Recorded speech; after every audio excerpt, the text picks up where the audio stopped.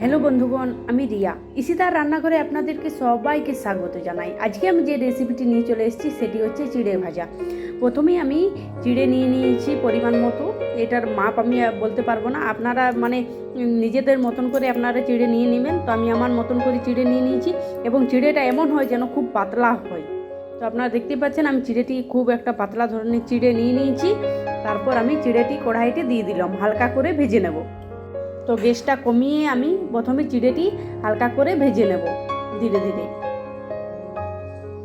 তো কিছু মিনিট আমি এটাকে ভেজে নেব।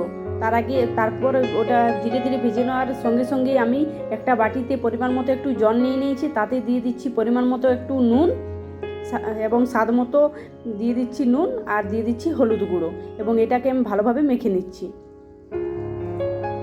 আপনারা বুঝতেই পারছেন না এখন যে আমি কী জন্য এটা মেখে নিচ্ছি। তো আপনারা কিছুক্ষণ পর এটি বুঝতে পারবেন যে আমি কী জন্য এটি মেখে নিচ্ছি। তো এগুলো আমি দুটাই একসাথে মিশিয়ে নিয়েছি। তারপর এটা চিড়েটা ভাজার সঙ্গে সঙ্গেই আমি হালকা পরিমাণ করে আমি এই জলটি দেব।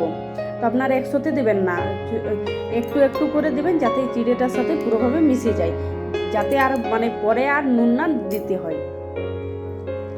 তো ওগুলো আমি হালকা হালকা করে দিয়ে আমি আবার ভেজে নিচ্ছি। তো আমার চিড়েটা হালকা ভেজে নেওয়া হয়ে গেছে। তো আমি আবার 2-3 বার ধরে একটু ভেজে নিই লেড়ে চেড়ে, আবার চারদিকে যেন মিশে যায় সব কিছু এবং চিড়ে ভাজাটি যেন মুচমুচে হয়।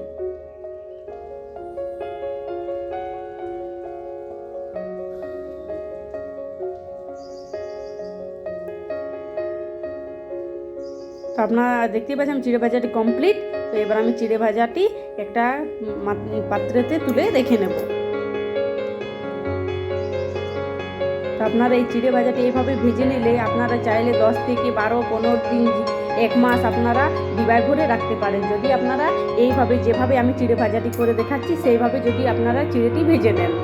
তাহলে আপনারা চিড়েটি কিছুদিন পর পর নিজের মনের মতন করে খেতে পারেন। এই চিড়ে ভাজাটি চায়ের সাথেও খেতে পারেন, আবার বিকেলের নাস্তাও আপনারা করতে পারেন। তো আমার চিড়ে ভাজাটি কমপ্লিট হয়ে গেছে। তো চিড়ে ভাজাটি আমি উঠিয়ে নেওয়ার সঙ্গে সঙ্গে আমি আমাদেরকে একটা কথা বলছি যে প্লিজ যারা আমার ভিডিওটি দেখছেন প্লিজ একটা সাবস্ক্রাইব করে দেবেন। আপনাদের একটা সাবস্ক্রাইবারে আমাকে অনেক দূর এগিয়ে নিয়ে যেতে পারে। তো তারপর আমি চিড়ে ভাজাটি তুলে নেওয়ার সঙ্গে সঙ্গে আমি এবার দিয়ে দিচ্ছি কড়াইতে হালকা পরিমাণ মতো তেল। তারপর ওটাতে দিয়ে দিচ্ছি পরিমাণ মতো নুন।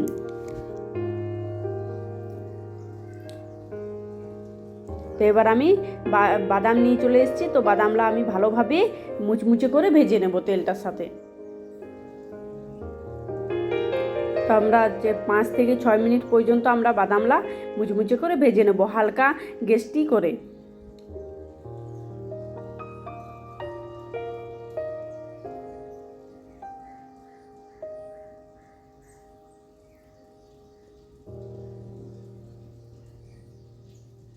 তো দেখতে পাচ্ছেন বাদাম ফুটে ফুটে উঠছে। তো এটার সাথেই আপনারা স্বাদ মতো নুন দিয়ে দেবেন যাতে বাদামটার সাথে নুনটা মিশে যায়। তো আমার বাদাম ভাজাটি এবার কমপ্লিট হয়ে গেছে। তো বাদাম ভাজাটি এবার আমি তুলে রেখে নেব একটা পাত্রে।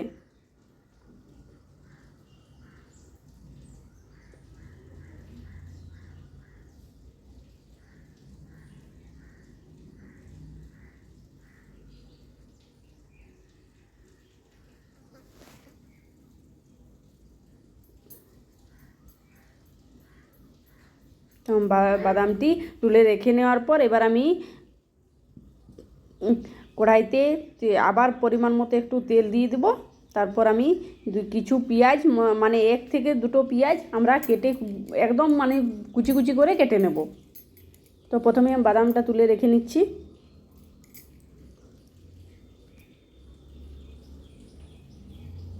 তারপর এটাতে আমি দিয়ে দিচ্ছি 2টো ছোটো ছোটো একদম সরু সরু করে কেটে নিয়েছি, সেটা আমি দিয়ে দিচ্ছি তেলে। এটা একদম যতক্ষণ পর্যন্ত না গোল্ডেন কালার ভাজা হয়ে যাবে, গোল্ডেন কালার যখন চলে আসবে তারপর আমি চিড়েটি দেবো। তো প্রথমেই আমি কিছু সেকেন্ড আমি পেঁয়াজটি হালকা গ্যাসটি হালকা করে আমি পেঁয়াজ এবং তার সাথে আমি দিয়ে দিচ্ছি 3টে কাঁচা লঙ্কা কুচি। আপনারা চাইলে শুকনো লঙ্কাও দিতে পারেন। তো আমি আমার মেয়ের জন্য আমি কাঁচা লঙ্কাই দিয়েছি।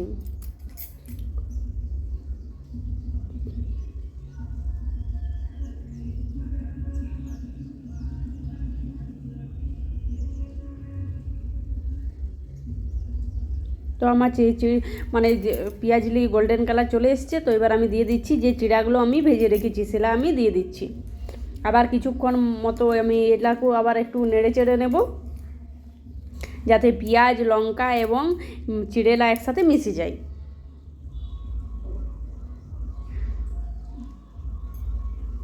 এরপর আমি দিয়ে দেবো যে বাদামলা আমি ভেজে রেখেছি।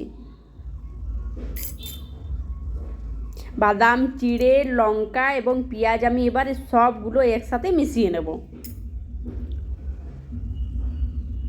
আবার কিছুক্ষণ আমি ভেজে নেবো, যাতে আবার যদি চিড়েটা খুব একটা কম কাঁচা থাকে তাহলে আবার আর একটু মুচমুচে করে ভাজা হয়ে যাবে, কারণ আমি চিড়েটা ভাজা হওয়ার পর আমি কিছুক্ষণ রেখে দিয়েছিলাম, তো তার জন্য চিড়েটা একটু নরম হয়ে গেছে। তো এভাবে মানে আবার আমি এরপর বাদাম সব কিছু দিয়ে দেওয়ার পর আমি আবার একটু ভালোভাবে নেড়ে চেড়ে নিচ্ছি।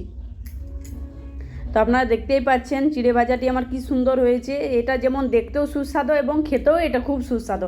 তো আপনারা এইভাবে ঘরে মানে বাজার থেকে চিড়ে প্যাকেট নিয়ে আসে আপনারা ঘরে এভাবে চিড়ে ভাজা বানিয়ে রাখতে পারেন কিছুদিন, 1 মাস 2 মাস। তো বাচ্চাদেরকেও আপনারা খাওয়াতে পারেন এবং আপনারাও চায়ের সাথে বা বিকালের নাস্তাও এরা আপনারা করতে পারেন।